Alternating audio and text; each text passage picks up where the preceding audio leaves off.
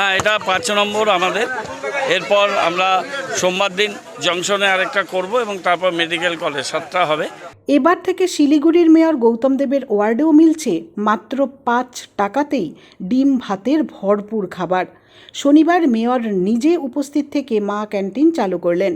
খাবারের গুণগত মান পরখ করতে সকলের সঙ্গে বসে সেই ডিম ভাত নিজেও খেলেন মেয়র। সঙ্গে খেলেন ডেপুটি মেয়র রঞ্জন সরকারও। এছাড়া উপস্থিত ছিলেন পুর নিগমের চেয়ারম্যান প্রতুল চক্রবর্তী, মেয়র পরিষদ দুলাল দত্ত সহ অন্যান্যরা। মূলত গরিব মানুষদের মুখে পুষ্টিকর খাবার তুলে দিতে রাজ্য সরকারের এই উদ্যোগ। সেলফ হেল্প গ্রুপের মহিলারা মা ক্যান্টিন চালাচ্ছেন। শনিবার শিলিগুড়ি পুর নিগমের ৩৩ নম্বর ওয়ার্ডের গেট বাজারে নতুন আরেকটি মা ক্যান্টিন চালু করলেন মেয়র গৌতম দেব। নিজের হাতেই মানুষদের হাতে ৫ টাকার বিনিময়ে খাবার তুলে দিলেন মেয়র তথা ৩৩ নম্বর ওয়ার্ডের কাউন্সিলর গৌতম দেব। গৌতম দেব বলেন, আগেও কয়েকটি জায়গায় এই মা ক্যান্টিন চালু করা হয়েছে, এদিনও আরেকটি চালু করা হলো।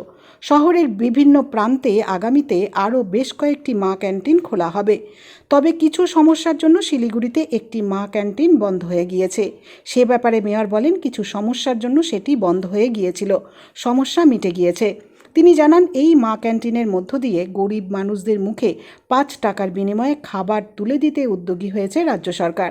আগামীতে আরও মা ক্যান্টিন খোলা হবে, যাতে কোনো মানুষকে অনাহারে থাকতে না হয়।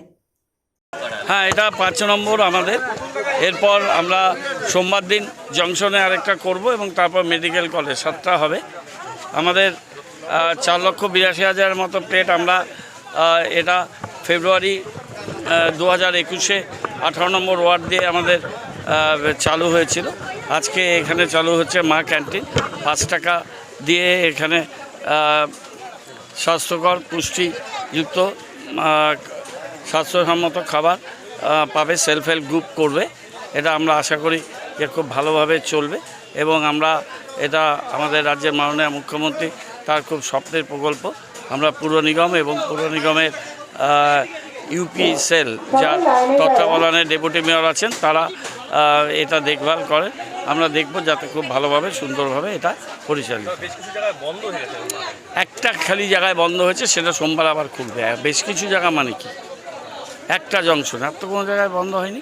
আর মেডিকেল কলেজটা আমরা পরিকাঠামো তৈরি করে দিচ্ছি, ওটা স্পেশাল পারমিশন দিয়েছে ইউডিএমে, ওটা পঞ্চায়েত এলাকা, কিন্তু পুরসভাকে দায়িত্ব দিয়েছে, আমরা ওটা করছি।